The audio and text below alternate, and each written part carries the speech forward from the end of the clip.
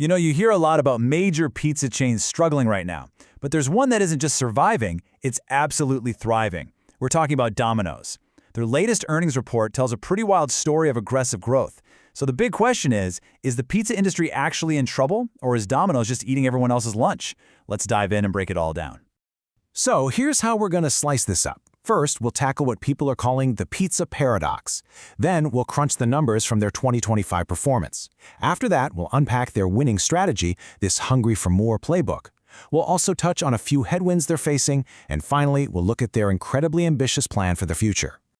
All right, so first up, the pizza paradox.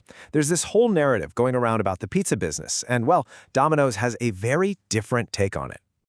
So this is the question on everyone's mind, right? You look around, you see some of the other big players closing stores, reporting weak sales, and it's easy to think, man, maybe people just aren't eating as much pizza. But is that what's really going on? Well, Domino's CEO, Russell Weiner, is having none of that. He comes right out and says that narrative is just plain wrong. He argues the pizza category has actually been growing steadily, about 1% to 2% a year, and he's totally confident it's going to keep doing that. So if the category's fine, what's with all the doom and gloom? And this is where it gets really interesting. According to Domino's, their competitors' problems aren't a sign that the whole pie is shrinking. Nope. They're a sign that Domino's is just taking a much, much bigger slice. They actually believe their success is what's causing the pain for their rivals. Now that is a bold claim, so let's see if the numbers can actually back it up. Okay, so on to the proof. Let's dig into the hard data from their 2025 performance. First off, U.S. same-store sales grew by a really solid 3% for the year. And look, that is a huge metric. It means the stores that were already open are selling more than they did last year. That's a crystal clear sign of a healthy, growing business. And they didn't just sell more, they got bigger. They opened a net of 172 new stores in the U.S. And get this, that makes Domino's #1 in net store growth among all the big public restaurant brands since 2019. They are literally expanding everywhere. Now this number might be the most important one of all because it speaks to the health of their entire system. The average estimated profit for a U.S. franchise owner was about $166,000 in 2025. When your franchisees are making good money, they're happy, they're motivated, and they want to open even more stores. It proves the model is working from the ground up. And here's a look at the big picture from their official report. I mean, you can see it for yourself. Consistent growth across the board. Global sales, U.S. sales, store count. It's a really clear story of them just winning.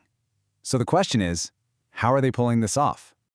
And that brings us to their secret sauce. It's a strategy they call hungry for more. This is the playbook behind all those impressive numbers. The whole strategy really rests on a few key pillars. First, food. They keep innovating with things like the Parmesan stuffed crust, which brought in new people and kept old ones coming back. Second, they just hammer on value. Promotions like the best deal ever are incredibly effective. And third, and this is huge, they're building this massive digital fortress with their loyalty program. It now has over 37 million active users. I love this quote from the CEO because it really gets to the heart of their business model. See, while other places might be jacking up prices, Domino's focuses on what they call profit power. Because they're so massive, their scale lets them offer great deals to you and me, the customers, while still boosting profits for their franchisees. It's a win-win that smaller competitors just can't compete with. And their success is being driven by two massive engines. In 2025, about 56% of their sales came from delivery and 44% came from carryout. But here's the crucial part. Both of those businesses grew. To put that into perspective, their carryout business, which is almost $4.5 billion, is actually larger than the total business of some of their national competitors. Just think about that. Okay, but it wasn't a completely perfect year. It's not all sunshine and pepperoni, right? To get the full picture, we have to look at some of the challenges they're actually facing. And they were pretty open about two main issues. First, their international performance got dragged down by one of their major partners, a group called Domino's Pizza Enterprises. And second, back here in the U.S., the small number of stores that the company owns directly saw their profits get squeezed by some seriously high insurance costs. So with those challenges in mind, what's the game plan now? Well, this brings us to their vision for the future, and honestly, it is wildly ambitious. Yep, you heard that right. The CEO came right out and stated his belief that Domino's can literally double in size from where it is right now. Double. He looks at other giants in fast food that own, 40 or 50% of their categories, and he basically asks, why not us? And this isn't just talk. Here's the short-term plan to start making that happen. For 2026, they're planning for more of the same strength, another 3% sales growth in the US, at least 175 new stores here, and a whopping 800 new stores internationally. It's a clear roadmap for steady, relentless growth. So, when you put it all together, the big takeaway is pretty simple.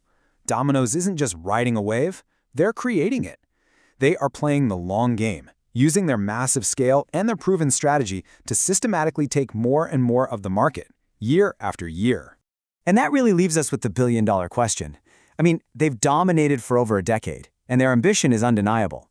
But in a market this competitive, is actually doubling their business a realistic goal, or is it just a pipe dream? I guess only time will tell.